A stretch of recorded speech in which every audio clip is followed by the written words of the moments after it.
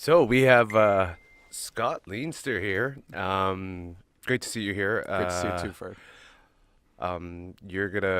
You brought us some wines there that we're gonna I brought you some taste. great wines today. Yes, absolutely. Great wines today. So, let's just get started. So, tell us a little bit about the first wine we're gonna try.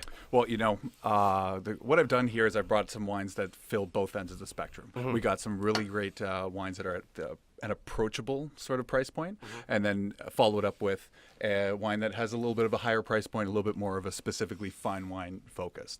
And then moving into the reds, the exact same idea. And so it's an idea of like showcasing wines that people really, really want, or may not know about yet, and then also pairing that up with some crazy stuff that not too many people get an opportunity to taste, to be quite frank. Right, right. So we're gonna try the Viognier. Is that Yeah. right? So first of all, Viognier, really, really great, floral, fresh, great summertime wine. This is one of our wines that is through our consignment warehouse. Actually, all of them currently are through our consignment warehouse. And this is a $15 bottle of wine. And so when you're talking about different wines that, we come into spring, once the snow and all the cold snaps, this is the type of wine that you want poolside. This is the type of wine that you want at the end of your dock. It's also a great food wine because it's fresh and floral and fragrant. And so somebody who's just getting into wine or doesn't maybe like white wine or wine in general, this is really a great place to start because it does a few things. It's this wine. Not only is the price point accessible, and you can find other producers with Viognier. This just so happens to be one of the top Rhone Valley in France producers of this particular grape variety. And so I wanted to bring it because Viognier is not really. It's one of those things where it's not a extremely popular grape, especially for the novice wine drinker. And so by being able to showcase it, it kind of gives you and your audience an opportunity to try something that they may not have ever tried before. So I guess without further ado, if we're going to talk about wine, Yes. should Cheers, drink sir. it first. So cheers. And so part of the great thing about this is, the nose on it is really quite nice. It's really floral. You get a lot of peach pit and a lot of fresh aromas. There's no mistaking this for a Viognier. And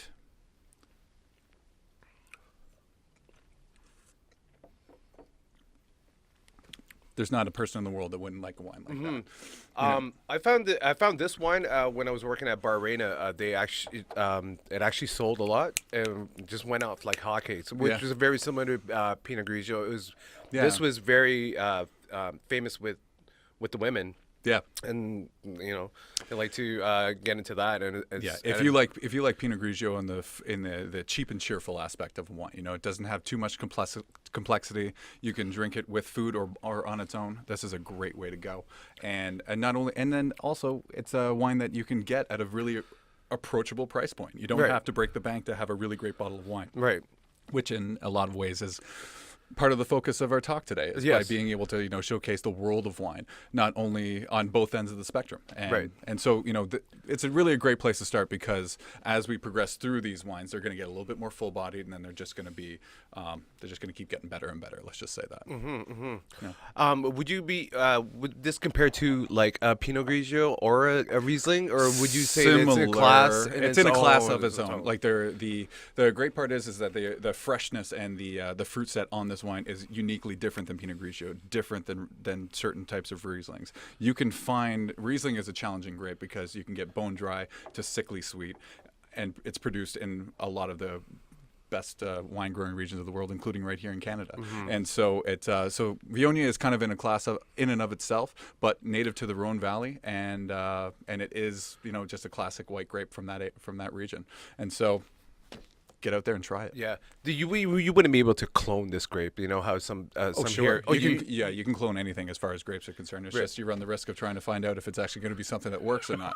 The truth of the matter is that when a producer actually decides to grow wine and then they plant grapes, there's a full 5 years that they got to wait before they're actually going to get quality grapes out of their vineyard. So that's a lot of time to invest. And some vineyard plots in the world are some of the most expensive plots of land that they could ever pay or find. Right. And so the amount of money that it takes to invest in actually trying something new is sometimes against the principle of what grape growing is. Like, for example, the next bottle of wine that we're going to be tasting is a white Burgundy. They've been growing Pinot Noir and Chardonnay in Burgundy region of France for over 2,000 years. Yes, absolutely. And they're not going to be changing that methodology because that's where some of the best wines in the world come from that area. I mean, if you'd like, we can jump right into it. Let's jump right in.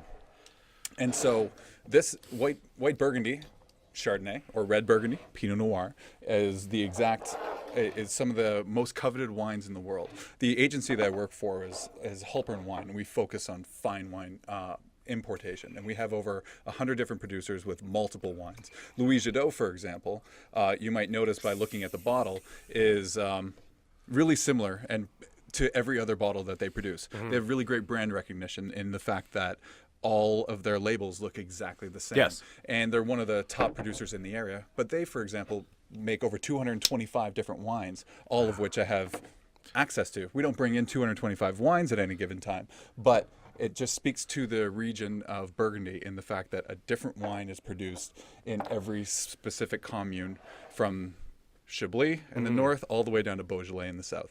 And each plot of land offers something uniquely different. We're drinking something that's called Marsanne, and this is actually Marsanne Blanc. So it's actually like a $50 white Burgundy, which in the idea of price point with Burgundy, there's a lot that you'll find in the LCBO around $30. Right. And then you'll find a little bit in that $50 threshold, and then jumps up to $90 to $150 to the fact that I have a red Burgundy that we sell for $3,500 for a bottle that was just from the current vintage. So it's like the collector market raves over Burgundy. Staunch Chardonnay drinkers always classify Burgundy as the best in the world. And from my standpoint, it's my desert island wine. If you're going to give me one bottle of wine for the rest of my life, it's going to be white Burgundy, hands down, all day. Oh, wow. And so it's when you're talking about the fine wine market, like Burgundy's a really, really great place to start. And anyone who has, one of those showpiece, show-off cellars with thousands of bottles in it, they 100% have Burgundy, or they just don't know what they're doing. And so, excuse me.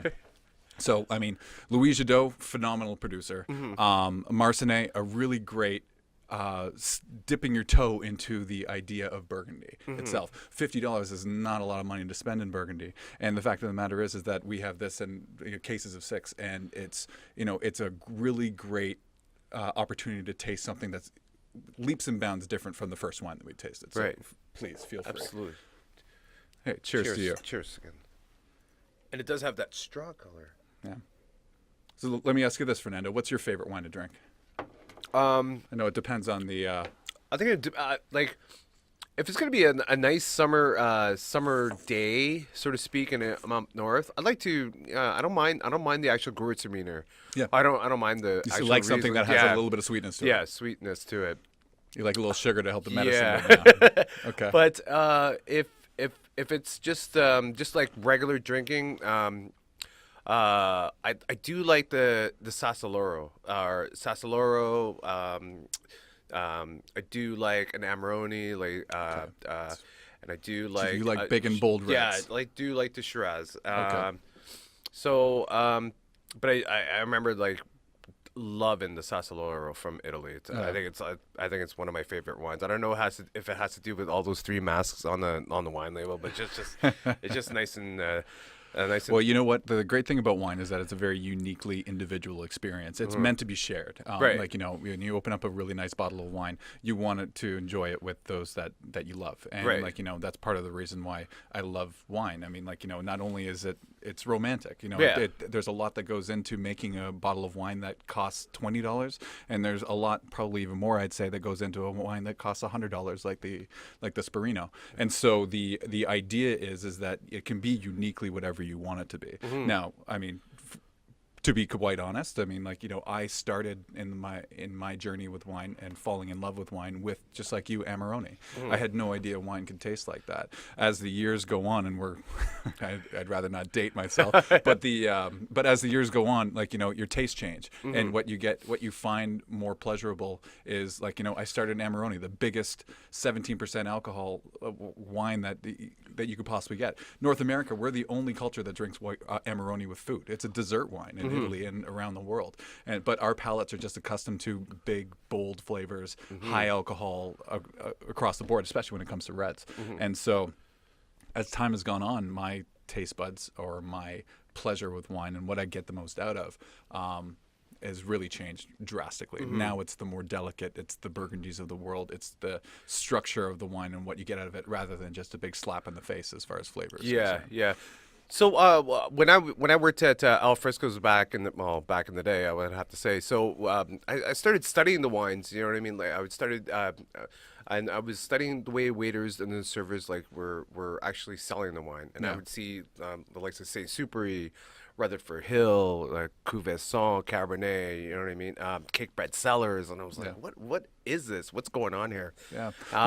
For me, I noticed the exact same thing. You know, the way that I kind of fell into, I'm university educated, but I wanted nothing to do with wine at that point. I went to school for criminology and psychology, but it wasn't until I started working in the restaurant industry to pay off student loans that I saw the unique opportunity that the more that I learned, and this is sales 101, the more you know about your product, the better you have a chance at selling it. Absolutely. And so I recognized that the more I could learn about wine, the bigger my guest check average would get, the bigger my tips would get, the more money I'd walk home with. So it was purely for a money making strategy.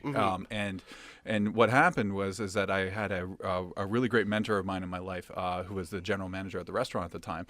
He noticed my passion and the fact that I was rolling with this whole sales methodology, and he pulled me in the office and he had 3 wines lined up blind tasting, like it just, Scott, taste this, and then I did, and then taste, and then forget everything, and now taste this, and it was a slightly higher quality wine, and then he would talk about the differences between the two, and then he was like, now forget everything and taste this, and it was an Amarone. And it was the first time in my entire life I'd ever tasted it. And when you understand what it takes to create a bottle of Amarone, it's hard not to lose your mind because of the care in the vineyard, because of the steps that go into actually creating this type of wine. And it blew my mind. It was the first time that I just fell on and on down the rabbit hole of wine and never stopped. And so as time progressed, and then I was working at a certain restaurant, which moved into a next restaurant, and then I ended up getting a job at Harbor 60, one of the top restaurants in the entire country, and eventually became the sommelier and manager at that restaurant, and was there for over 6 years. And in that restaurant specifically, we had $2.5 million worth of inventory of wine, 1,100 wines on our wine list that ranged from price from $50 a bottle all the way up to $10,000 a bottle. And so by being able to actually communicate and talk with each guest, and by being able to steer them in a direction that's going to give them the best experience is exactly the job of being a somm, and it's exactly the job that every person who's experienced in the restaurant industry is capable of doing. And because at a restaurant at that sort of level, a lot of people will just say, you know what, I just want a California Cabernet for $200, go nuts. And I would do that, but if a person really wanted to get into the nuances of wine, or actually take my opinion as a great reference, I'm standing right there at the table looking all dapper in my suit, by being able to talk about the world of wine, giving them something that, like a Viognier, for example, that they've never heard of before, is exactly the role of that. And by allowing people to have an educated guess, because now they're educated about it. Sometimes it can be difficult in the old world worth of wine when you're talking about Bordeaux, or when you're talking about anything, for example. It can be confusing and daunting, especially for a novice. That's where a sommelier comes in, about being able to hedge your bets and say that the $100 you're going to spend on a bottle of wine is going to be exactly what you want. Because without it, you're just confused, and there's 1,100 wines, and what do I do? And it's like, who wants to step into a restaurant and open up a Bible and try to figure out which page is their favorite? Right. Nobody. And so, unless you're like me, and I actually love that stuff. So it's like it's that relationship of wine to guest to understanding the way that a restaurant works is exactly how I got started, and exactly how I just kept stepping up and stepping up and stepping up to different rungs of the ladder. And then now working for one of the top importers of fine wine in the country, where we have access to some of the best wines that you can't even get your hands on. A lot of our wines that we bring in are sold before they even land in Canada, because of the frank quality of our producers, like Jadot's of the world, like Jabalets, like Sparino. And so there's a lot that is to be said about the wine industry, and I can talk for hours, obviously, about it. Was there a go-to at Harbor 60? Was there a go-to wine that you like? Well, you know what the funny part is that, especially in our culture and in that restaurant. That restaurant is, it's a staple in the city. It's one of, and in my opinion, the top steakhouse in all of Toronto. And not only in the wine program that they've put together, but also in the product that they put on the plate. Right. And the vast majority of the people that go there are business professionals. And business professionals have been spending the entire day making business decisions all day long. Yeah. The last thing that they want to do when they come to a restaurant is make another one. And so a lot of the times it was developing that relationship with the guest. But to answer your question, a vast majority of the people out there that want a bottle of wine at dinner want a Napa Valley Cabernet Sauvignon. Mm-hmm. And there's a lot of reasons for that. I mean, I can also talk about a lot of reasons why maybe the world of wine is a better option for you. But the truth of the matter is that California and Napa Valley specifically does a really good job of putting a comparable and specific product within their bottles.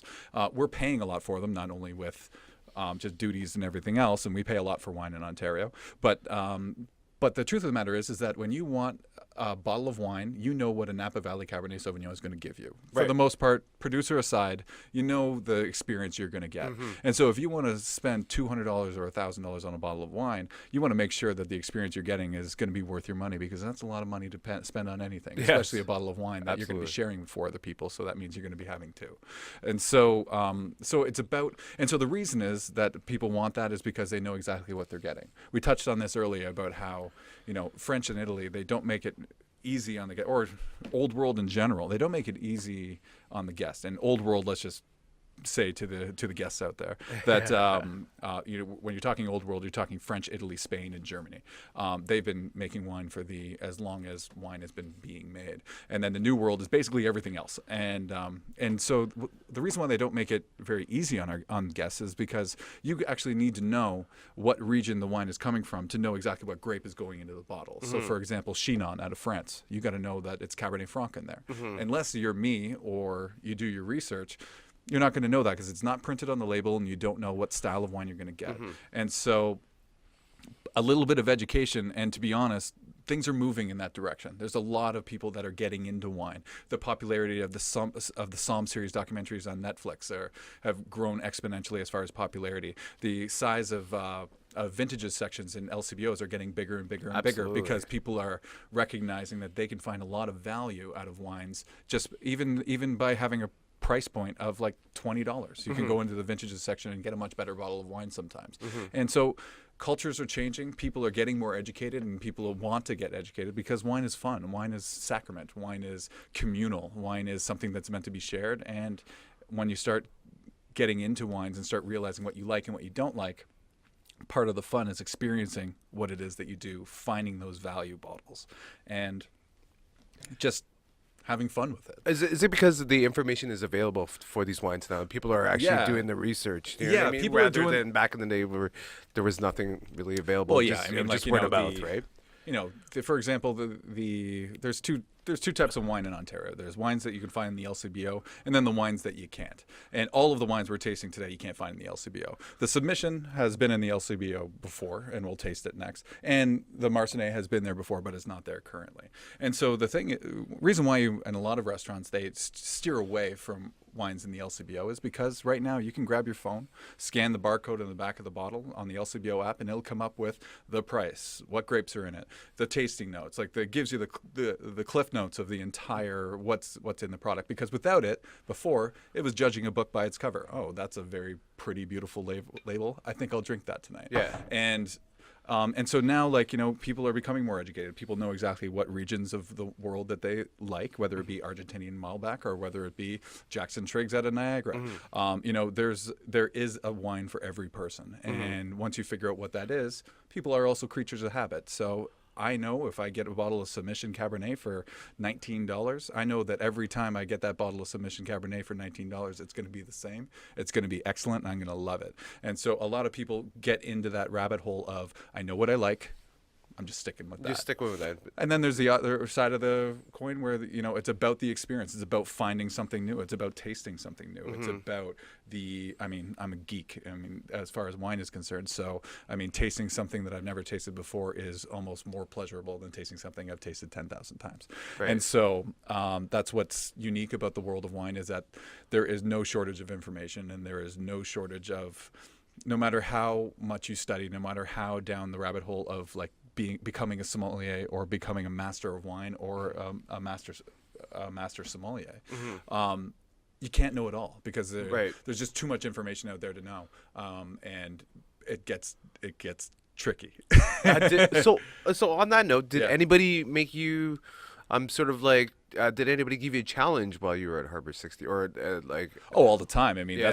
that's the nature of a restaurant. I Right. mean, like, the truth of the matter is that, we touched on before, like we pay a lot for wine in Ontario because of the LCBO and because of just the nature of our market. But as everyone knows in a restaurant, there are markups that happen in a restaurant. So the $200 bottle of Cabernet that I would sell them from Napa Valley, when a person from Napa Valley comes up to Ontario to buy that wine in our restaurant, they'll chew me out because they will buy it at their local gas station for $40 or $20 or 17. And so it's like, how do you the question comes up, how do you get away with charging so much for a bottle of wine? But there is an answer to that, and there are metrics that go into the different markups for different restaurants. But that's just one example of the challenge of it.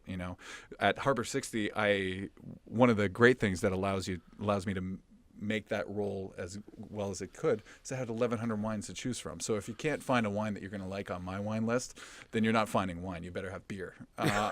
So I mean, and so that's what I've found is that once people start going to restaurants where a sommelier is a part of the culture in there, I would recommend to get engaged with your sommelier.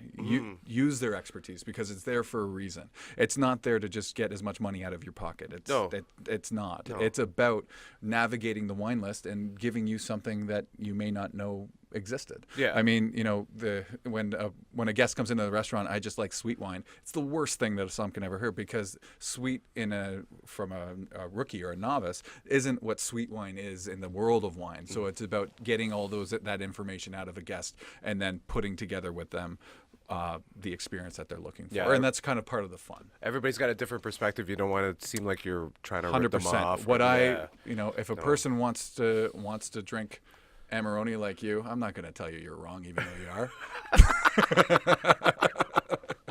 So anyway, that's that's a part of the fun is that like you can have a great experience with wine, but a little bit of information goes a long way. And in a lot of ways, that's why we're here today. Yes. It's to speak that truth and like to showcase what it is. And on that note, you want to taste some red? Yeah. Okay, perfect. Let's get the white wine glasses out of here. Want to pass me those two for? So talk a little bit about this little technology fidget you got here. So this is an older model, I'll be honest, but so this is a Corvin device. So the idea is hypodermic needle goes through the cork into the wine and extracts the wine, replaces it with argon gas that's found right in here. And so the reason why this is it's a useful tool for me because when you pop a cork on a bottle of wine, you got like 3 days before that wine is going to be oxidized. It's not going to be the same. It's not going to be very good. This extends that life for months on end. So in my business where I'm tasting wines all the time with multiple accounts and with multiple people and doing events such as this, it's an invaluable resource because of the fact that this $100 bottle of Nebbiolo, if I pop that cork, I got 3 days to sell as much of that wine as I can. But with the Corvin device, I now have months before I have to stop tasting this bottle of wine. From a home use, the most practical application for this is that if you like really, really great wine, but you like having a glass of wine here and there, like maybe once a week or whatever, and you're before Corvin, you would either drink a glass of the wine and then by the time you got back to it, it was off and you dump it down the drain. But now you can pour yourself a glass of wine like we're doing today, and then put it back in the fridge or put it back in your cellar or put it back in your cupboard. And it'll last months and months on end. It's not a forever solution. It's not a forget about the wine for 20 years. There is a relationship to the amount of wine that's extracted to how long the longevity of the wine is. But if either of those things are true for you, then this is an invaluable sort of resource. Can you pass your glass a little closer? Sorry. Thank you very much. So what part of California is this from? So this is actually, this is a California Cabernet Sauvignon. So the wine or the grapes that are made for this wine's exclusive to us, and the grapes are sourced from all over California, and so it's not uniquely from a specific place. It's made by 689 Cellars, which is one of our great houses out of that part of the world, and they make some really great cabs, not only from Napa Valley but from all over California. And they made this wine specifically for us because we were in desperate need of a $20 Cabernet Sauvignon. This one comes under at 19. So this wine was actually released in the LCBO a couple of months ago. And it was written up in the LCBO magazine. One of the wine writers talked about it. It scored at 96 points. 96 points, which is unheard of for like a $20 cab.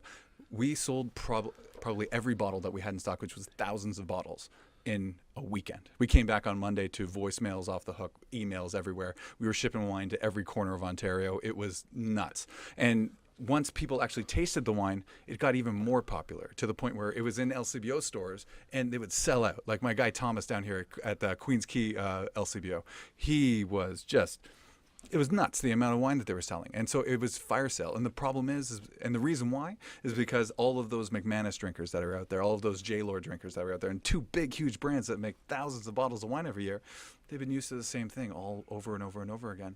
And this is so much better. It's lights out better. And undercuts them in price. And yeah, J-Lore is expensive. It's expensive now. And so now people are understanding that, like, this is that wine that everybody wants. Personally, it's not where I tend to go when I'm spending my money on a bottle of wine, but I'm a weird individual.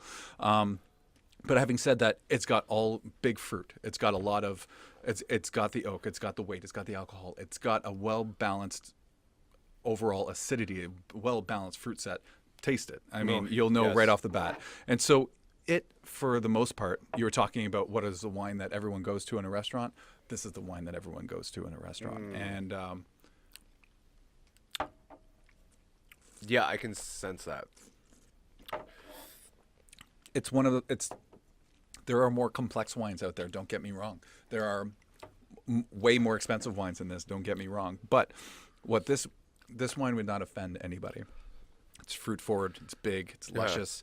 It would go great with steak. You could drink it on its own. It's a versatile wine that the North American market can't get enough of. And so now we have that $20 solution, which was outstanding. I mean, the business that I'm in is fine wine. So I have no shortage of the best wines in the world that are honestly quite expensive. Right. But there's a hat for every head. And by having a $20 Cabernet, we get to reach so many more people because this is the type of wine that they like. And this is the type of wine that they're searching for. And this is the type of wine that they have been missing. And so now we're able to give it to them. And they now make a Chardonnay, which is now in market, which is fantastic too.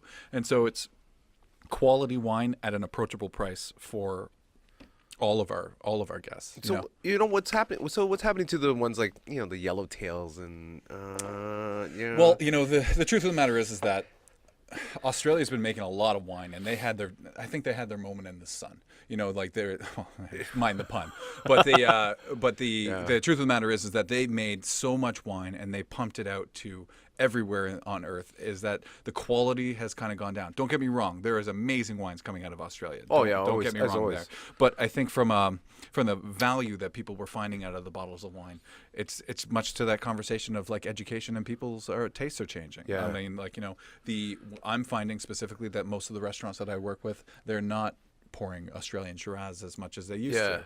Just like they're not pouring New Zealand Sauvignon Blanc as much as they used to. The bubble is burst, I guess you could say.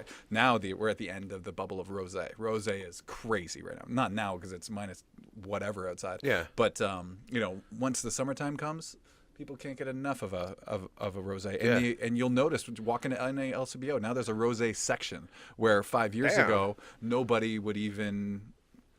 knew what rosé was. They just thought it was sweet pink wine. Zinfandel, white Zinfandel. Exactly.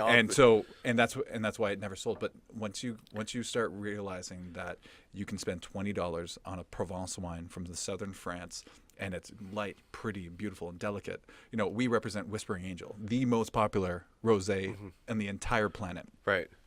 New York State alone in 2017 sold 270,000 cases of that wine in New York State.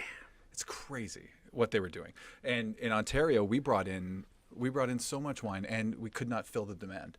And so I do feel that we're kind of at the upper echelon. Like everyone's making a rosé now, so now there's just almost too much rosé in the market. Yeah. But at the same time, there's still really, really great rosé. So that's just an example of how tastes are changing. Like, you know, where 10 years ago, nobody was drinking rosé, especially in Ontario. Nobody was drinking Malbec back. You couldn't even find a decent rosé on a wine list. No one was drinking Pinot Grigio 10 years ago. Well, You know yeah, what I mean? they always were.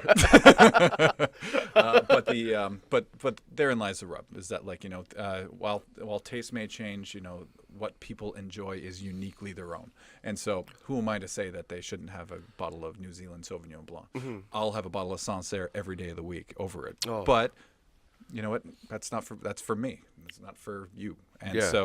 so it's just a matter of like recognizing what's out there and then just being experimental with it. You know, finding those different areas of the world, and that's where your local sommelier can really help you out. So Jeff, can you pull up that I think it's the Guardian article with the fire in the background in California with the vineyards? We'll give it a couple of minutes though. Yeah. But there it is right there. There you go. So in a situation like that, what happens to somebody like Submission with California Wines or California Vineyards and anybody from Napa with these fires going on? And do you guys get press releases as to Oh, 100%. We have a lot of producers out of California, and it's devastating, especially not loss of life and everything. Like, you know, at the end of the day, it's a terrible situation. You know, just to speak about the wine side of it all, you know, the grapevines are incredibly hard to burn. They're alive. They're like, you know, you can stick them in a fire and they're not going to catch on fire until that happens. Then they're catching on fire. Yeah. But the truth of the matter is that it's where it becomes most devastating is, and we touched on this, I think earlier when we were talking, you know, when a wine grape grower has a brand new plot of land and they're going to plant wine like right away and to produce it for the world and for the masses, it takes a good 5 years before you're getting quality wine out of those vines because the roots need to grow down, they need to get established, and then it's not until then that you're able to produce a wine that's worth selling, I guess you could say. Yeah. So the most devastating part is the smaller producers that lost everything. Like, you know, you're talking about 6 years later, like they gotta handle the fact of all the loss of everything and not have an income for it. Like, you know, at the end of the day, you know, wine and growing wine is agriculture. Right. You could have an apple orchard, and the exact same principles apply. You know, you don't want that to happen to anybody. And you know, we have one of our biggest suppliers in California is called Cliff Leedy, and they make their top wine is the Poetry. If I had this picture, I wish you had it because it's stunning. But like, so their Poetry comes from one specific vineyard plot and every year they produce like one of the most coveted wines in our portfolio every year in, year out. People can't get enough of it. Well, they showed us a picture of the last year's fires in California, and there's a big hillside that's right behind it, which helps protect the vines, which a lot of things in wine, like where the plot of land is dictates how good the wine is going to be. Right. That's why a lot of the most expensive wines in the world cost that much, because those plots are coveted. And so this picture is much like this. It's just scorched earth in the background. It's just all black. Everything's just wiped out. But then the Poetry vineyard right there in the middle, green, lush, still sitting there. Oh, wow. So that's a good example of like a warm-hearted story about the fact that like not everything was. A lot of the loss came more for the chateaus and the houses and where people lived. And don't get me wrong, there was like O'Shaughnessy it's not a wine that I represent, but it was a wine that I sold a bunch of before. But their vineyard plot was just wiped out. Wow. Just in the path of it all. You know, O'Shaughnessy, they're going to be fine. They're a huge company that you know, insurance and all this stuff, you know, they'll steady the course. It's the smaller producers, like the producers that make wine of Submission, where this is actually wine that's sourced from all over California, from big and small producers alike. It's those smaller producers that, you know, lost everything, that your heart really goes out for. So what is considered a smaller producer? Like, you're going by bottles, obviously, or like, Well, are you going? I'm going about like, you know, I mean, geez. Well, I mean, take Burgundy, for example. Burgundy is a long story, but there are some producers that have one strip of land. or one row of vines, and that's those are the wines those are the grapes that they produce year in and year out, and they sell them to people and they make a wine. Yeah. The smaller producers might have a couple hectares of land under vine, and they'll farm that each and every year. Each producer is different. Some are producers that have had land for eons, and some are just big conglomerates that just buy it all up, which is more the case. Yeah. But it's one of those things where, like, you to be very successful in growing wine, you have to have a passion for it, and you really have to love it, because it's painstaking work and there's a lot that goes into it. Picture this. I mean, picture you have the best conditions, you have the best summer, the best grape growing of all, and then right when you're ready to pick and pick all of it's like whether you use machine or whether you hand harvest it. If it starts raining in the middle of that, you could lose everything, because now all of your grapes are soaked in water, and so it dilutes them, and then the quality goes way down. So an entire season of growing could come down to 2 days of hail, devastating for a vineyard. Frost, devastating for a vineyard. So all of these things kind of factor in, and so you really have to have, the knowledge to know when to pick, when not to, when to use all of the techniques that wine growers do, and that every person in agriculture has to do in order to make the best product due to the conditions that are around them. Like climate, for example. Climate is something that's changing all in all. Look at what's happening in California. Right. And so it's like you really need to understand what the climate around you is in order to produce the best wine you can. And the good news is that fine wine producers are the best producers in the world get it.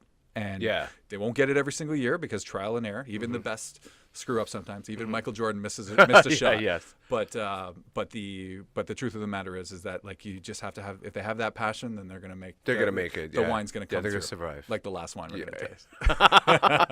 Can you pull up that London University climate change affecting wine? I think she's got there. Climate change affects wine growing in a lot of ways. So grapes are extremely climate sensitive, and this is part of what makes them so special, that you can taste the flavors of a unique place based on where it's grown and how it's grown, and a lot of that signature comes from the climate. So with the changing climate, we're actually changing the flavors of wines, and that happens through a variety of ways. There are basic taste compounds, acids and sugars, that are affected by climate, and basically, in a warmer climate, you have too much sugar, which ferments into too much alcohol, and not enough acid, which makes it less complementary to food. You also have potentially less flavor compounds, and those are flavor and aroma compounds that we're just really starting to understand. There's over 1,000 of them that have been identified in wines. People have different sensitivities to them. Sometimes they interact to produce a flavor or a smell. Sometimes there's just one compound. But in general, we know that they're very sensitive to climate. They're often accumulating towards the end of ripening. So changes in climate or warmer climate during that time could limit the flavor compounds in wines. So traditionally, wine is grown in these Mediterranean regions around the world, and they have their unique characters and flavors, their unique devotees, people who like a particular wine from a particular place because it speaks to them about that place. It has the terroir, the flavor of that place. And one trend we've seen very clearly is that many wines around the world are becoming higher alcohol. So some of that has been linked to climate change. Some of it is also from preferences from winemakers and stylistic differences. But in places like Australia, it's been linked clearly to climate change. So warmer climates produce higher alcohol wines. They also produce lower acid wines. The flavors are more complex and subtle, but those are things we're starting to see change as well. It's easy to say, we can just shift and we can move to new places. And yes, there are places that might stand to benefit from new climates, but there's a really important cultural aspect to wine and to other crops where it takes generations to figure out how to really grow wine well on your land. And that's something that growers have told me and that they take pride in, that they learn from their forefathers, from their parents and grandparents, where to grow and how to grow wine. So I think this cultural aspect is something that is learning that happens over time, and it's not easy to pick up and move between places. And that's a big part of what makes wine so special and makes wine from a certain place taste the way that it does, is how it was grown and by whom and in what way it was grown. And that's knowledge that we're in danger of losing from climate change, that it's very difficult to keep up with the pace of climate change. Wine is a way to illustrate that we really depend on nature for everything we need to live, but also a lot. Yeah. There's a lot to unpack there, I'll be honest. She's absolutely right. Climate change affects everything that's under climate. You know, Yeah.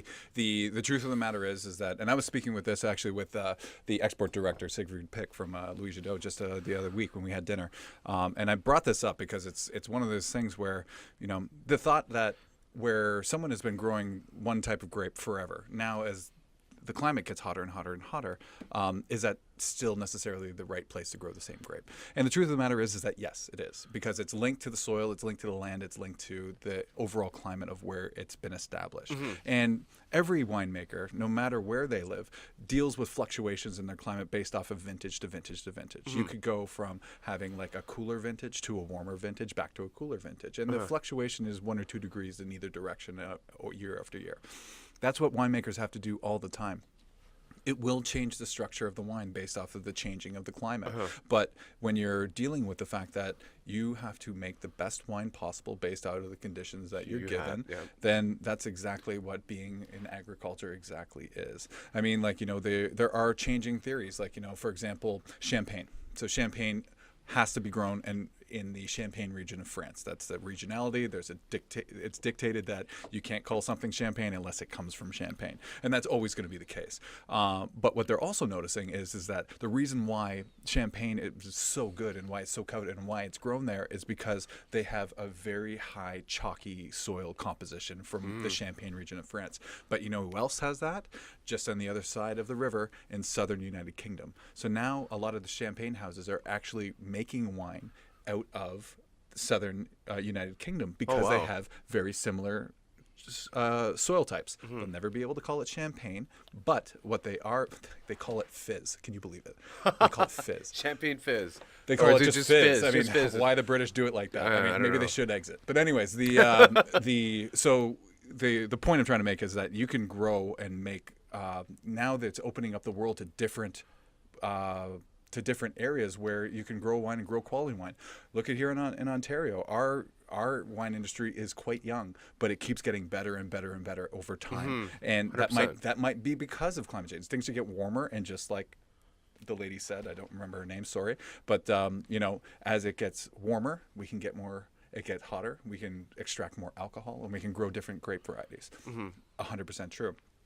But in Burgundy, for example, where there is no more land, you can't buy Burgundy land unless someone's selling it. Right. You can't just invent or just plant grapes willy-nilly Yeah, expecting to get. they're not going anywhere. They're not going anywhere. Yeah. But they are going somewhere in the fact that now a lot of the Burgundy houses are actually buying up property in the Oregon and Willamette Valley because their climate and their soil types and their aspect of like the side of the hill and all that sort of stuff is quite similar to where the best wines from Burgundy actually come from. So Louis Jadot has a property called Residence out there.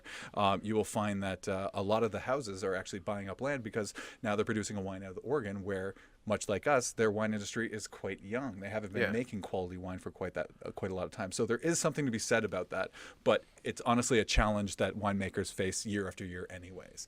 And so, you know, our climate seems to be going in one direction. And so I just hope that, you know, the climate changes as opposed to the wines themselves.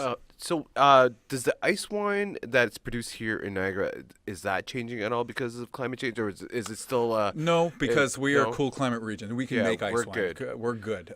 You know, Germany is where it started, and that's where some of the best ones are, but we make some incredible wines here in Niagara. And ice wine is linked to the way you make ice wine. You know, you leave the grapes on the vine until there's snow on the ground, and then they freeze, and then you pick them in like February. Yeah. And you have to pick them at night, and you have to pick them when it's at least -8, and you have to crush them, like, you know, within a certain amount of time because the grapes are frozen. You can extract the water weight in a grape and then keep the sugars, which is why it's so sickly sweet. Right. So that's how you produce ice wine. So unless we don't have a winter, which doesn't look likely, we're going to make ice wine. Yeah. And so it's just, you know, the ways that you can manipulate a grape, the ways in which you can organize your vineyard, the ways in which you can protect it from certain elemental conditions. There are wineries that will actually put a helicopter and fly a helicopter over a vineyard to break up frost pockets. Right. Because frost on a grape can ruin everything. Right. And so they know this. There are others that have big not candles, 'cause candles seem small, but like a big like fireplace scattered all around their vineyard, and then they light them all just to give that heat, just to bring the overall temperature down. Nice. There's like really creative ways in which wineries, I mean, all of these things are really expensive, so they are some of the things that go into the price of a bottle. But there are really interesting, creative ways in which any agriculturalist really has to manipulate these conditions around them in order to produce the best wine possible. And that's going to be the case forever. And so the wine industry is really interesting because over 2,000 years of grape growing, you learn more every single year. And the wines that we produce tomorrow are hopefully going to be better than today, but that's completely dependent on the person growing it. And so, I mean, that's what's kind of exciting about it because, you know, for fine wine like the 2013 Lasona that we just tasted while that awesome video was going on, let me tell you, the wine was fantastic. But high quality producers kind of like that will always, year after year, put everything that they have into that bottle of wine. And the 2013 is going to be different than the 2014, and it's going to be different from the 12 and the 85 that they produced way back when. And the way that it changes over time and the way that they put out a bottle of wine, you're not going to make the best wine in the world 10 years out of 10, and that's okay, but you're still going to make a great wine. And so it's just, you know, the difference between a great vintage and a bad vintage could be detrimental, but it can also provide you with a product that you never had before. And so there is something to be said, but there is something to be said about that's something that agriculturalists deal with all the time. So have you met anybody like the owners of these vineyards that you actually sell? Yeah, we had the export director for Antinori, one of our biggest. His name is Alessandro Leone, and he is a phenomenal guy. He's a friend of mine, and we get to, you know, it's always great speaking with somebody that's from the vineyard because he grew up on the Antinori vineyard. Like, you know, his dad's worked for the company for 20 years. He's been a part of that forever. So he's younger than me, and he knows way more than I'll never know about wine, especially when it's related to Antinori, because this is the oldest family winemaker in Tuscany, in Italy, and they make some of the most coveted bottles of wine that are out there. And so, you know, by being able to speak with him, by being able to taste wine with him, and he gets to talk about the specifics of that wine with the guy that was right there on the vineyard when it was actually produced. Those are some things that you really, I can't get enough of, because, you know, it's actually like, it's like talking to Spielberg about what it is like to make a movie. It's like, you know, it's when you're talking with somebody that has been so invested into it, you know, it's a wine across the board is a labor of love, not only from my perspective, but from the people who actually make it. And so by hearing that passion come through, it really almost gives credence to the fact that this bottle of wine now tastes $200 more than it actually is, because of the story behind it. The best bottles of wine that I've ever had are surrounded by the story around the wine and the company. You know, what was that Chris Rock quote? It's like, you know, a dinner at a fine wine restaurant with an asshole is, well, it's a terrible dinner, but a hot dog with someone interesting is a phenomenal experience. So it's really, that's wine in a nutshell, is the fact that what you, by being able to share the world of wine with people like yourself, a friend of mine for how long now? Let's not tell people. It's been a long time. But like, by being able to, like, you know, share a bottle of wine like this with a guy like you is exactly what I want to be doing. It's exactly why wine is so coveted. Here's a story for you. Is one of the wines that we produce is, and this is one of my highlights from 2018. So one of the new wineries that we produce is D. Wade Cellars, with Dwayne Wade's wine. So this is Dwayne Wade's last year in the NBA, and so part of his overall goal for the future is like different businesses to kind of like carry him through, and after basketball, what do you do? And he's got a very big brand in Asia, so he partnered with Paul Meyer Vineyards to produce a wine under his brand to sell in the Asian market alone, but it ended up being really good. So now we represent his wine. So he makes three wines. He makes a rosé. He makes like a California blend dominated by Malbec, and he makes a Napa Valley Cab, which is outstanding. And so Dwayne Wade was in market earlier this year. So I got to spend the day with Dwayne Wade, taking him around and taking him to a restaurant to talk to licensee accounts and going through the nuances of his different wines. And then we got to do the exact same thing at night with some of our private clients. But what ended up happening is that it ended up being like, you know, this big passion project for him, is that, like, you know, it took off. It was such a cathartic experience of like getting, Dwayne Wade likes wine, but he's by no means a wine expert. But tastes have changed in the NBA. When he told me directly, he was like, you know, when I started in the NBA, tequila. It was like, that was the thing. It was like, go to the club, bottle of tequila, Yeah. da da da da da. Da-da-da. Well, with social responsibility comes and maturity. Yeah. Wine is that. Wine is socially responsible. It is mature. It is, a finesse product as opposed to just like, like just a hit up the club and with a bottle of tequila, whatever. And oddly enough, one of the NBA players that actually started that was Carmelo Anthony. He's been a big wine guy. Apparently, I've never met the guy, but apparently he was the guy that got LeBron and Dwayne Wade and all these guys into wine and started like really promoting it. And so now there's been this culture shift that like now everyone's got their phone, everyone's got like, social media, and everyone's got, if you're a big name person and you're in the club downing a bottle of tequila, you might pay for that. But sharing a bottle of wine with friends at dinner, it's socially responsible. And it's like, it just speaks to the fact that, having a glass of wine at the end of the day is always a good idea. Now let's talk about craft cocktails and how that's been such a big thing. Craft beer. In the past, I guess, decades, 7 years. Sure, but I mean, like very cocktails have always been, a big part of like the experience of going out and stuff like that. Yeah. Craft everything has been very, very unique in the past 10 years as far as like craft beer market in Ontario. Yeah. Unbelievable, the growth, and across North America for that matter. People can't seem to get enough of it, and craft cocktails the exact same way. I think it really speaks to the artisanal approach to everything. Like if you want to set yourself and be apart, anybody can make a Moscow Mule, anybody can make a vodka soda, but not everyone can make a bourbon barrel aged Manhattan with home whatever. Yeah. Like you can be as creative as you possibly can be, and that speaks to the level of care and the level of commitment to it. We've talked about passion a lot today, especially when it's the difference between making a wine for the masses or making a wine for the people who want the best wine in the world. It's that attention to detail, and that carries itself through in every part of life, but it also carries itself through in a restaurant setting of having an actual beautiful cocktail that might take a little bit longer to make, but it's unique to the person making it. It's the care that went into the ingredients. It's the top chefs of the world are always going to work with the best ingredients to put the best thing on the plate. Well, the best bartenders do the exact same thing, just using different things.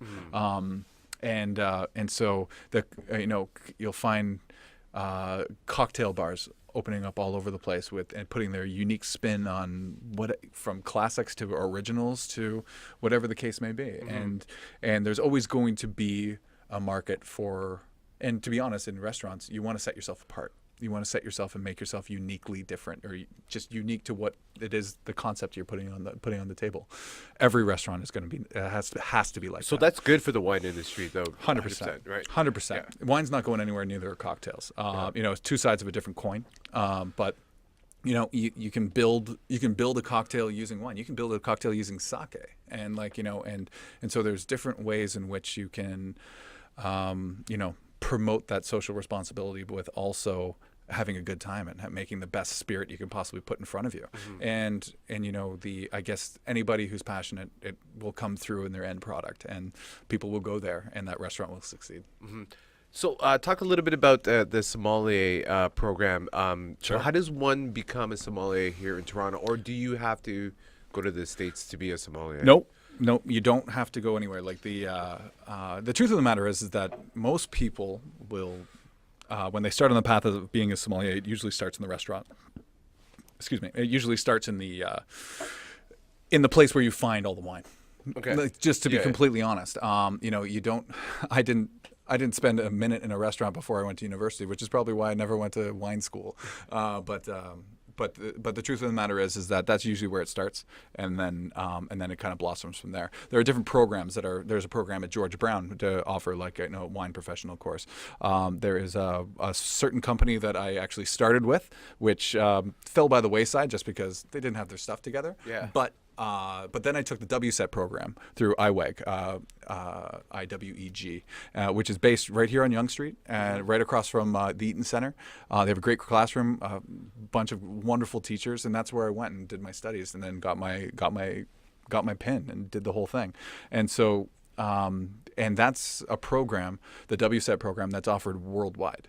Like if you live in Niagara, you can do that program. If you live in Kitchener-Waterloo, you can do that program. Okay, It's available almost everywhere, or within half hour of everywhere. And how long does it usually take to get something like that? Years. It takes years. I mean, like there's no end game when it comes to wine. Like, it's about where you stop. It's the amount of information is daunting. To become a master sommelier, there's less than 200 in the world, and it's been offered for 60 years. So it's like, the failure rate of that test alone is 99%. I implore anybody to watch the different Somm documentaries that are on Netflix right now, the 1 and 2 which are, and then the third one is, I don't know, it's out there, you can get it. But it really showcases, what it takes and the amount of knowledge that it takes to really be a wine professional. And, it becomes more and more and more as time goes on. But all of it is really, really important. Like, I can barely speak English, but yet I needed to learn a little bit of German in order to understand what's on a German wine label. Mm-hmm. I never took geography, but you need to know geography in order to know wine. I've never been a geologist, but I need to know soil types and regions, and like there's an incredible amount of information that goes into drinking a glass of wine, if you want it to be that.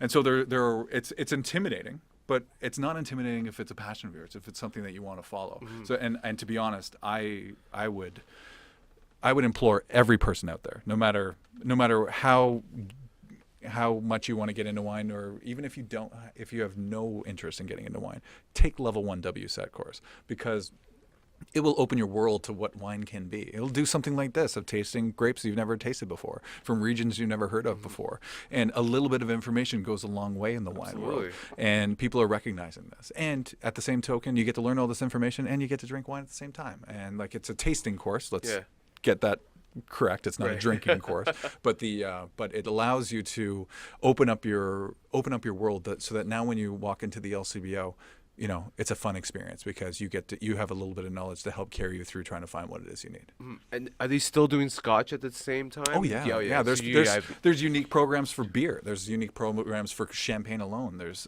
spirits, all spirits down the road. For any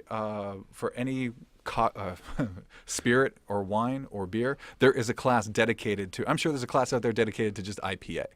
Like, it's just people can get very, very. There's a lot of information out there, and if you're passionate about it, someone's out there ready to teach you. And it's one of those things where an idle mind stays blank. By learning more and more, that's what's great about wine, is that there's no limit to information. Absolutely. I couldn't wait to finish university so I could stop studying, but now I just find myself studying more. And so just because when you find something you're passionate about, you kind of go for it, and I'm continuing to go for it. Can I have another glass of that? This one? Or Yeah, this one? This one. Yeah. The submission. Yeah. Okay, yes, of course. Is that okay? Of course. That's what I'm here for, buddy. I'm not here to waste your time. Can you pull up that, how to open up a champagne bottle? You got to see this video. It's hilarious. This guy's from France. Isn't everybody at this point? And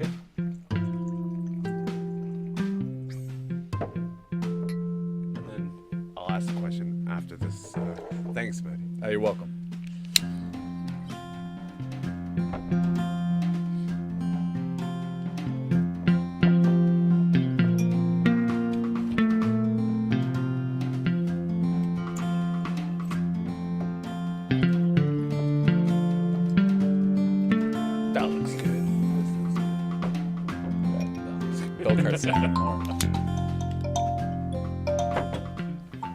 Hello, my name is Eric Sagelbaum, sommelier at Le Diplomat, and today we're going to be talking about champagne.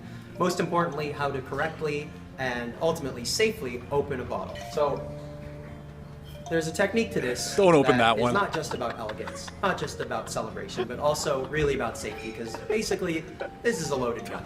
We want to make sure that nobody's injured. In fact, over 80 people a year are injured from flying champagne corks, some seriously. So that's something we want to avoid. Now, every champagne bottle or sparkling wine, this really applies to anything that's carbonated and pressurized, will come with some sort of a little tab. Good. I personally don't like this because it's very messy and doesn't always get it clean open. So what I like to use is the knife blade of my wine key. Just make one slice around the base of the neck to the back, one slice around the base of the neck to the front, one slice up the neck, and what you'll get is a nice clean capsule, ready for safe opening. Now, this is where it becomes very important. Okay. There are 6 atmospheres of pressure in this bottle. That is enough to send this cork flying like a bullet, and we certainly don't want that.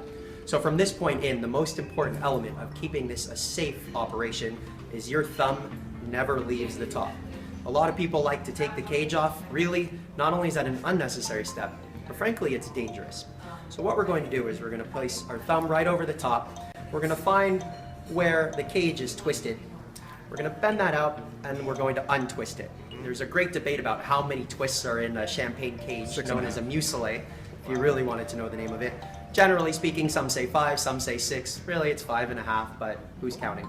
Liar. So again, 6 atmospheres of pressure in this bottle. And what we're going to do is safely dispel that pressure out of the bottle without causing an explosive release. So what you should do is hold the bottle at about 45 degrees. And the reason for that is all of that pressure is going to want to release at the highest point of the bottle. If you hold it at 45 degrees, everything from the shoulders down All the champagne is where wine all of this pressure is going to go. And the only pressure pushing out of the top is just from the top point here and up. So we can keep most of the pressure focused on the top of the bottle, not where the cork is. So once again, once you untwist that cage, your thumb is never going to leave the top. And here's a really important trick. You're not taking the cork out. What you really are doing is twisting the bottle and easing the pressure back to allow the cork to be naturally released. So we're gonna wrap around the cage, and the cage will give you a really great grip on the cork. Hold that bottle at 45 degrees, and with your other hand, just gently twist. And while you're twisting, you're just easing back on the pressure of the cork, and eventually it will begin to come out. Generally takes a few turns, and you just want to hold back as it continues to go until you get a sound like this. Just a nice, gentle sigh of happiness. Champagne bottles Oh my or gosh. sparkling wine bottles really Okay, shouldn't pop. I think that's If enough. they pop, Jeff, it means you're because opening. we're gonna get caught by YouTube there. Scott, I'll tell you for a fact that I know so many servers in the industry. They have a good party. It's probably $700 worth, $1,000 worth, or whatever you probably had hired in Harbor 60. But and then there's that server who gets an order of Veuve or Dom Perignon. They're like, "Can you open this?" Yeah. Nothing pisses me off more. I don't understand. So, our restaurants, or are we not trying to teach these servers how to open up a champagne bottle properly? Yeah. I mean, like, we did a lot of joking around during Yeah. that segment because, well, let's face it, it deserved it. But to be honest, there is a proper way to open up champagne. If you want to become a sommelier, you have to know how to do that. And he's right. He's going through the steps. He gets it. And there is something to be said about that. The A is dangerous, and B, there is a way in which you can, screw it up. Because, Yeah. with champagne, if you pour too quickly, you got bubbles all over the yeah. table. If exactly. So there is a proper way to do it. I guess that's just if you're not going to have a sommelier in a restaurant, then that's up to the management to really teach the staff. I mean, it's an educational piece. I mean, if you're going to serve, you need to know how to serve. And so, yes, I guess is the answer. But the truth of the matter is that as a som in a restaurant, that is my job. That is my job to do it correctly, to make sure that that I'm tasting the wines, make sure it's not bad, that I'm pouring the wine correctly, because pouring champagne can get tricky sometimes. Oh yeah. If you have a tight table and you can't get to the back, and you got to pour a glass of wine for someone clear across, and you have to take a bottle of wine and pour this into the top of a glass. Meanwhile, champagne glass is about like this big, and so it's just like, come on, kids, let's do this right. But anyway, so it becomes a little bit tricky, and and so. So there is something to be said about that. The truth of the matter is that when you take the SOM program courses, you learn about all this. There's a proper way to open up a wine bottle at the table, and everyone thinks they know how to open up a bottle of wine, but frankly, they don't. You'll fail if you don't do it right at using the SOM program. So it depends on how far you want to take it. I mean, you can use the bunny ears all day long if you want at home, but it's not going to fly in a top-notch restaurant. Right. And so if you really want to understand, the proper way that people have been doing things in the best restaurants in the world for eons, then it's a learning curve. And all of those little nuances, really say something for somebody that is Yeah. really who understands what it takes. Yeah. And Let's pop up that blog TO top restaurants with a fine wine list. Yeah, so you can scroll up just a little bit. Of course, Feel Like it was always going to be there. always, they have one of the highest valued wine lists in the entire country. So there must be wines that have been there for like 10 years already or 20 years. They have wines in their cellar that are over 100 years old. They have both. I think last thing I heard, I think they have like somewhere around. And their Bible's about that big. Yeah, they have like somewhere around like $45-50 million worth of inventory in wine. Like that's a lot of investment. The Via Allegro, they pride themselves on having one of the best curated wine lists in the entire country, and they do. I haven't eaten there yet. I'm hoping that my boss will take me one day. But no, I really should. But I've always wanted to see, what it is that they do. I mean, taking a look at Opus, they're one of our biggest clients, and they do an incredible amount of business. Barbarians as well. I'll be honest, every single restaurant in Toronto, that top restaurant wine list, they do business with us because in a lot of ways they have to. We have some of the best wines in the world, including Domaine de Romani Conti. We're the only importer that is allowed legally to bring that wine into Ontario. And so if you want to have one of those recognizable wine lists, like Jacobs and my friends over there, like Tony at Giulietta, there are smaller restaurants and bigger restaurants, but all of them uniquely have these people that are professionals in the industry that are custom tailoring a wine list based off of what it is they're trying to put on the plate. Barbarians and Aaron Barbarian, he's a great guy. I've been there a couple times for dinner, and he's got some. They've been open since 1959, and some of their wines have been in their cellar probably for that long. And so those are just a select few of the great restaurants. Don't get it twisted. Toronto is a great restaurant city. We have some phenomenal restaurants that are out there. And if you're going to have a great restaurant, you got to have a great wine list. Simple as that. Is there a restaurant that you are impressed with? Maybe not as intimidating as these ones, but like some compact restaurant where you actually. Well, if you like champagne, there's now one brand new restaurant. There's now one place you have to go to, and that's called Le Trois, or Coffee Oyster Champagne COC. It's right beside the Roy Thompson Hall.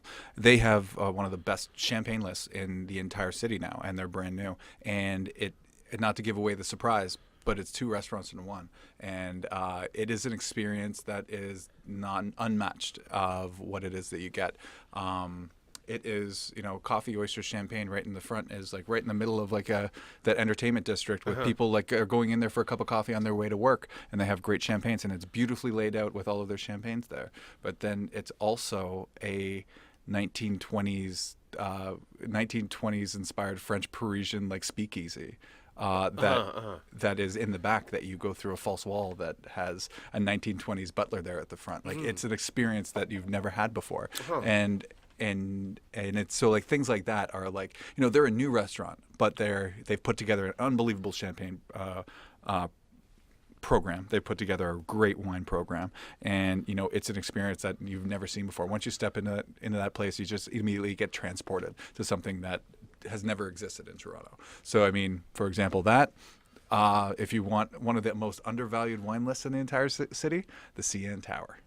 Most people in Toronto have not been to the CN Tower for dinner because it's a touristy thing, and they just don't think of going there. But their restaurant up top with my buddy Arash and my guy Vincent that are there buying wine, like they have unbelievable wines that they haven't marked up in 20 years. So you can get unbelievable, crazy bottles of wine with age behind it for less than what you could buy a brand new bottle for right now. Right. So it's just like it's a hidden gem that everybody sees every day of their life, but would have no idea that you can get great food and great wine up there. And so I implore everybody to just go check it out, because it's the best view of the city and you're finding value. And so finding value in places like that is like, kind of a unique opportunity, and you just have to get out there and explore it. And, there's some great restaurants that are out there, like Opus, for example. Their wine list is nuts.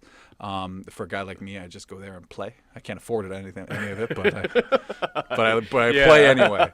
And so, those are just a small snapshot of the great restaurant scene that is here in the city. Yeah, so CN Tower, folks, you got to check that out. So, Jeff, you want to pull up that Wine Spectator Top 100 2018 we'll just go over that for a little bit. The number one is Sassicaia. Yeah. Am I saying that right? Yeah, you are.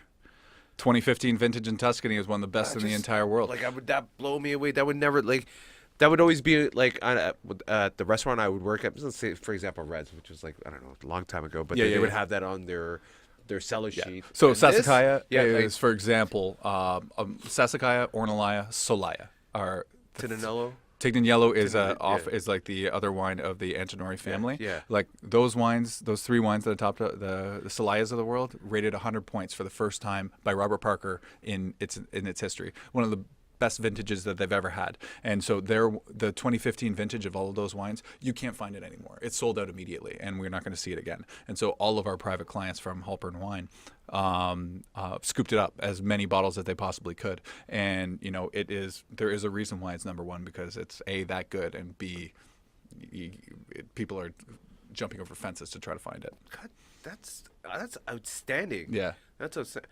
I believe this is like Canora's. I know it. I'll be honest. I'm a little bit disappointed because none of my wines are in this top 10. So I got to say that they should be. But like some notable mentions. I mean, you have one of the top champagne houses in the entire world, Dom Perignon. But you have some great ones like Paul Roger that we represent that has an unbelievable story. That Aubert Chardonnay, number 6, is they make some incredible wines, and we've imported. That's a California. That's California, and those wines are coveted, and we sell those wines. That's actually a part of our portfolio, but we get so little that people don't even know that. Chateauneuf de Pop. It's one of those. It's one of those cult wines that come from the Rhone Valley of France. That, like, if you like a big fruit forward old world wine, that's the be all and end all. Like, so, like, taking a look at these are some of the top 10 wines of 2018 should be representative of the entire world, and you just want to make sure that it is in fact that. Yeah. But the good news is that you don't have to spend 200 and what is Dom Perignon right now, 260 or something like that. 260, yeah. You don't need to spend 260 No, for you a don't phenomenal bottle of champagne. No. Go to your LCBO, pick up a bottle of Paul Roger for $65, Yeah. or call me, and you'll lose your mind. It's so good. And like Sassicaia, I mean, like, that's a $285 bottle of wine. But the truth of the matter is 2015 was great for Tuscany, and so find those wines. You will love them. And Wine Spectator and Robert Parker and all of these different Venice Media and a whole bunch of different things that actually come up do a really great job of promoting the industry of wine. And it changes year after year. And all of these bottles of wine, I would love to taste them all. I've tasted a lot of them, I'll be honest. But the truth of the matter is that there's some great wines to be had, and every year is going to be different. And next year's top 10 is going to be different wines than what's on this year's. And you know what? That's what's exciting about it. Like, by opening up something that the professionals at Wine Spectator are saying this is absolutely amazing, I believe them. Because they have a lot of great people over there that are uniquely capable of telling us that. Now, do you feel that Toronto will be starting to, like, opening up more restaurants with sommeliers, and or do you feel like I think it's actually different. I think that the restaurants people that are working in restaurants, becoming a server in French and Italy or in the old world is, it's a career choice. It's a passion. Like, if you can't spend 10 years in the restaurant industry without it being a passion, or you will fizzle and die quickly. Yeah. And so what I think is more going to be happening is that the people within that restaurant are going to educate themselves, much like I did, because not only would they be better served to do so, but it also speaks to what it is that they're trying to get out of it. I mean, like, you could get by a little bit of education will help you do your job better. A little having restaurants 100%. investing in their staff by opening up a bottle of wine at the end of their shift or at the beginning would be better, to talk about a specific wine that now all of their servers are going to go out and try to mad sell it because it's the $285 bottle of, well, let's be honest, that Sassicaia is probably like $6 in a restaurant. Yeah. But to actually like have the opportunity for like the staff to actually taste something like that, and then go out to the masses and then sell it. I mean, that's where you're going to see there's a select few of the wine of restaurants that will actually invest in having a sommelier on the floor all the time. But there are ways that restaurants can get around that by educating your staff and getting them on board, by training their management to also be sommelier so they can do two jobs at the same time. There's a lot of ways, and to be honest, every restaurant is better for having a wine professional in it, because it's it's a unique experience. And we've been talking about a lot of things in the restaurants, Right. like cocktails and like craft beer, and like if you throw passion behind it, then people are going to want to come back. And the most successful restaurants are filled with passionate people. And so, yeah. How does can I get one more of this? Oh